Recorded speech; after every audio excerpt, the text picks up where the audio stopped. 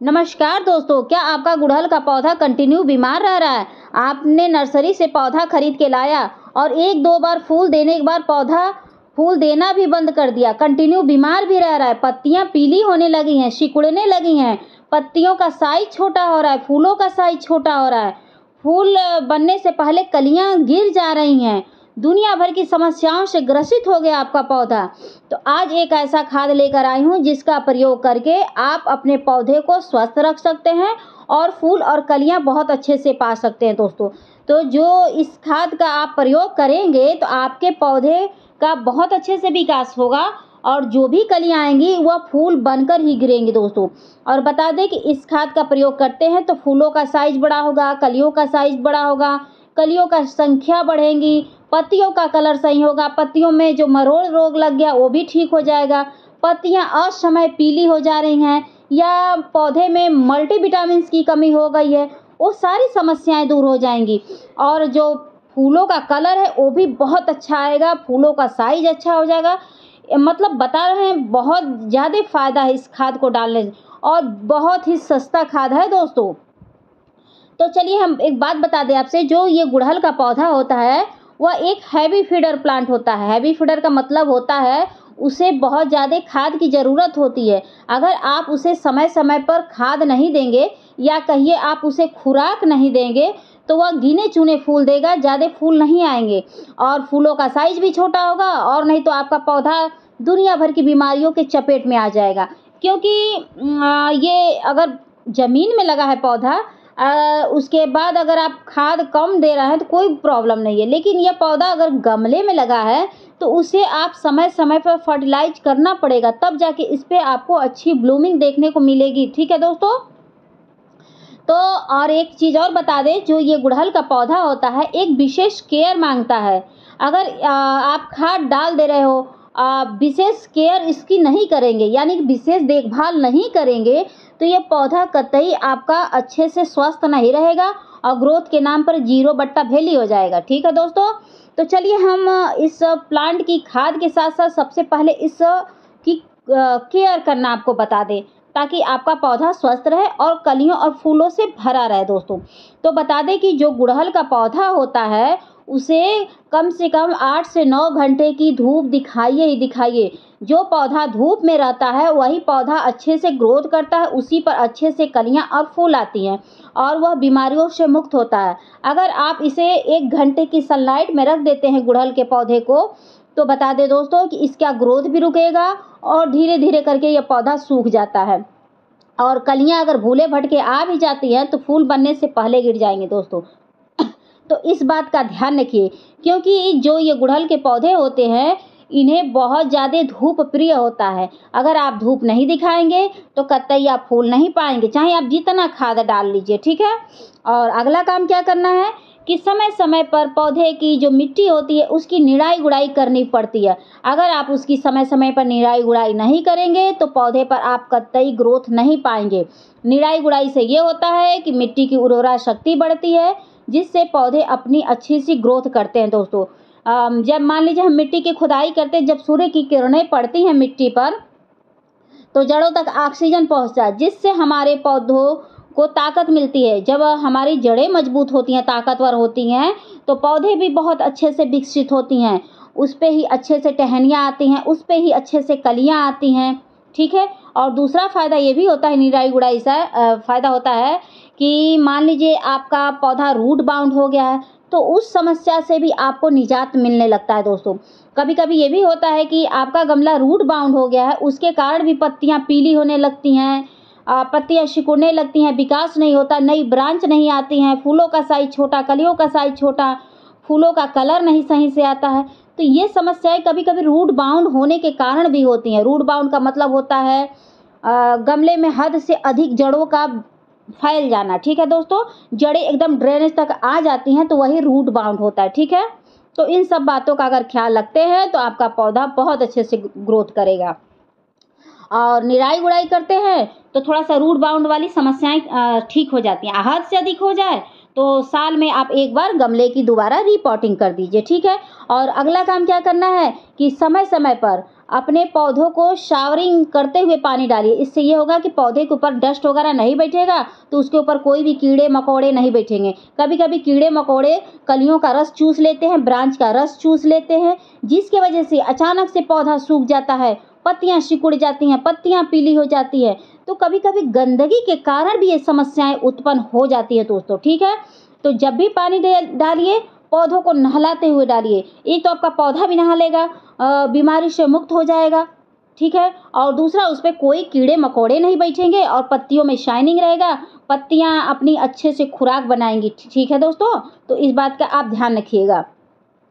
और अगला काम क्या करना है कि पौधे को ओवर वाटरिंग का शिकार नहीं बनाना। ओवर वाटरिंग का मतलब होता है कि आपके मिट्टी में अगर नमी हो तो आप पानी न डालिए। जब भी पानी डालिए, जब लगे कि हाँ गमले की मिट्टी पूर्ण रूप से सूख गई है, ठीक है, तब आप पानी डालेंगे तो बहुत अच्छे से आपका पौधा विकास करेगा। अगर पानी भरा है और उसमें लबालब आप पानी भरे जा रहे हैं तो वह पौधे को उल्टे नुकसान ही पहुंचाता है, क्योंकि कंटिन्यू जब पानी भरा रहता है तो उसी में फंगस वगैरह उत्पन्न होते हैं जो हमारे पौधे के लिए बहुत ही घातक होते हैं। तो इन सब बात का आप ध्यान रखिएगा, ठीक है। और ड्रेनेज सिस्टम बहुत अच्छा तैयार रखिएगा ताकि आप पानी डालें और छन के निकल जाए। ड्रेनेज भी बहुत अच्छा होना ज़रूरी होता है। हम सब कुछ करके क्या करेंगे कि ड्रेनेज सिस्टम अच्छा ना हो, ठीक है। और उसके बाद लास्ट में बारी आती है कि मिट्टी का चुनाव अच्छा करिएगा। वेल ड्रेन मिट्टी में जड़ें बहुत अच्छे से फैलती हैं क्योंकि वह हल्की होती हैं। हल्की चीज़ों में कोई भी चीज़ें बहुत अच्छे से फैलती हैं। लेकिन वही अगर आप चिकनी में लगा देंगे तो जड़ें जब विकास नहीं करेंगी तो कहाँ से पौधे विकास करेंगे, कहाँ से उस पर फूल आएंगे, ठीक है दोस्तों। तो इन सब बात का ख्याल रखते हैं तो आपका पौधा बहुत अच्छे से विकास करेगा। तो चलिए बिना देर किए हम खाद के बारे में बता देते हैं, क्योंकि मैंने केयर टिप्स तो आपको बता ही दिया। अब खाद आप अगर जान लेते हैं तो बहुत अच्छा रहेगा दोस्तों। तो खाद डालने से पहले एक चीज़ का ख्याल रखिएगा कि गमले में अगर घास वगैरह निकले हों तो उसको हटा दीजिएगा, क्योंकि वो पौधे की एक्स्ट्रा एनर्जी को ले लेती हैं, ठीक है। और अगला काम क्या करना है कि पौधे के ऊपर अगर सूखे पत्ते हो, सूखे फूल हो तो उसको भी हटा दीजिएगा, क्योंकि वो मिट्टी में गिरेंगी, सड़ेंगी तो वह स्नेल उत्पन्न होते हैं। स्नेल जानते हैं, जो सीप जैसे एक कीड़े होते हैं जो हमारे फूल ये सड़ के गिरते हैं तो उस पर बहुत जल्दी उत्पन्न हो जाते हैं। तो साफ सफाई का भी विशेष ध्यान रखिएगा। देखिए, आप अगर वही ज़मीन में लगा देते हैं पौधा तो उसका देखभाल नहीं करते हैं, बस वाटरिंग करते रहिए तो बहुत अच्छे से वो अपना ग्रोथ पकड़ता रहता है। लेकिन वही गमले में लग जाता है तो उसकी थोड़ी सी देखभाल करनी पड़ती है, ठीक है। तो खाद डालने से पहले दोस्तों मिट्टी की खुदाई करके कुछ हिस्सा मिट्टी निकाल लीजिएगा, ताकि आप जो खाद डालेंगे इस मिट्टी में दबाकर ऊपर से मिट्टी के अंदर रख के ऊपर से मिट्टी से दबा देंगे तो उससे ये होगा कि बहुत अच्छे से भीनेगा और पौधा प्रॉपर तरीके से विकास करेगा और फूल और कलियों से तो एकदम भरा पड़ा रहेगा दोस्तों। तो आज जो मैं खाद लेकर आई हूँ बहुत ही सस्ता है और बहुत इफ़ेक्टिव खाद है, जिसका आप प्रयोग करिए और देखिए आपका पौधा कितना तेज़ी से ग्रोथ करता है और उसमें कोई भी चींटियाँ, कीड़े मकोड़े कुछ भी नहीं लगेंगे दोस्तों। तो देख सकते हैं ये 2 मुट्ठी के करीब मेरा ये केचुए की खाद है, जिसमें सारे पोषक तत्व तो मौजूद होते हैं जो एक पौधे की ग्रोथ के लिए बहुत ही ज़रूरी होते हैं। अगर आप केचुए की खाद डालते हैं तो जो पौधा सूखने के कगार पे पहुंच गया है वो भी हरा भरा हो जाएगा, कलियों और फूलों से लदा रहेगा। तो आप 1 महीने में 2 मुट्ठी या 1 मुट्ठी खाद केचुए की जरूर डालिए, जिससे आपके पौधे का समुचित विकास हो। अगर आप खाद नहीं डालते हैं तो पौधा कतई विकास नहीं करेगा और नहीं तो उस पर गिने चुने फूल आएंगे दोस्तों। तो केचुए की खाद बहुत ही इम्पॉर्टेंट है हमारे पौधे के लिए। उसके बाद मैंने ये चाय पत्ती लिया है, चाय पत्ती 1 चम्मच के करीब लिया है दोस्तों। तो इसको डालने से पौधे बहुत अच्छे से ग्रोथ करते हैं। पौधे की जो जड़ें होती हैं बहुत मजबूत होती है, जो कलियां आती हैं फूल बनकर ही गिरती हैं, कलियां असमय नहीं गिरती हैं, फूलों का कलर सही आता है, पत्तियों का कलर सही होता है। तो चाय पत्ती आप ज़रूर डालिए, ठीक है। तो चाय पत्ती पौधे के लिए बहुत ही ज़रूरी है। उसके बाद हम अगला खाद डालेंगे, ये 1 चम्मच फंगिसाइड पाउडर। फंगिसाइड डालने से ये होगा कि आपके मिट्टी में अगर मान लीजिए कभी कभी टाँड़ा लग जाते हैं, फंगस छोटे छोटे वाइट वाइट दिखते हैं, जो बहुत बारीक बारीक दिखते हैं, तो इसको डालने से वह उनका जीवन काल समाप्त हो जाता है, यानी कि कीड़े मर जाते हैं। तो आप 1 चम्मच फंगिसाइड मिट्टी में ज़रूर डालें और पौधे के ऊपर भी छिड़काव करिएगा, ठीक है। तो आज तो मैं नहीं छिड़काव करूँगी दोस्तों, क्योंकि मैं 2 दिन पहले छिड़काव की थी। तो महीने में आप 2 बार छिड़काव भी करिएगा। फंगिसाइड पाउडर 1 चम्मच लीजिएगा 2 लीटर पानी में घोल के और अपने पौधे के ऊपर छिड़काव कर दीजिएगा। जिससे ये फ़ायदा होगा, अगर मीलीबग कीड़े मकोड़े लगे हैं तो उनसे निजात मिल जाएगा। अगला मैंने लिया है, ये नमक है दोस्तों। तो नमक डालने से ये होगा कि अगर मिट्टी में कोई कीड़े मकोड़े हैं तो उससे भी निजात होगा, थोड़ी जड़ों को मजबूती प्राप्त होगी और हमारे पौधे बहुत अच्छे से ग्रोथ करेंगे। तो नमक का जो मात्रा है दोस्तों, ये सबसे कम लेंगे, क्योंकि नमक पौधों को ख़राब भी कर देता है। तो अगर इसकी मात्रा आप कम डालेंगे तो पौधों को बहुत अच्छे से सूट करता है। तो ये देख सकते हैं, ये 2 चुटकी के करीब कहिए या 1 चुटकी के करीब अपनी चुटकी है दोस्तों। तो आप मात्रा देख लीजिए। और ये 10 इंच का गमला है तो आप भी इतना ही मात्रा डालिएगा। ये छोटे चम्मच से बिल्कुल 1 चुटकी के करीब है दोस्तों। तो ठीक है, तो आप भी जितना कम मात्रा डालेंगे उतना ही फ़ायदा करेगा। तो बता दें कि अगर मिट्टी में कोई कीड़े मकोड़े हैं तो उनसे भी भाग जाएंगे, अगर चींटियाँ हैं तो उससे भी भाग जाएंगी। इसका चाहे तो आप पौधों के ऊपर छिड़काव भी कर सकते हैं। आप मेरे किसी वीडियो में देखिएगा दोस्तों, मैंने नमक का छिड़काव किया है।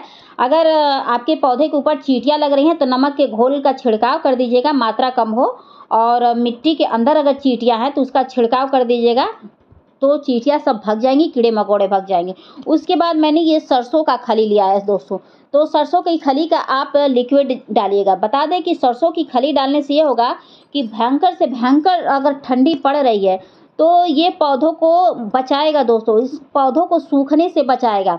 तो आप सरसों की खली ज़रूर डालिएगा, सरसों की खली का लिक्विड। अगर सरसों की खली का लिक्विड नहीं है आपके पास तो आपके घर में खड़ा सरसों होगा, उसको पीस लीजिएगा 1 चम्मच के करीब और उसको आप पानी में घोल के और 2-3 दिन तक सड़ाइएगा। उसके बाद आप पौधों में डाल दीजिएगा लिक्विड बना के।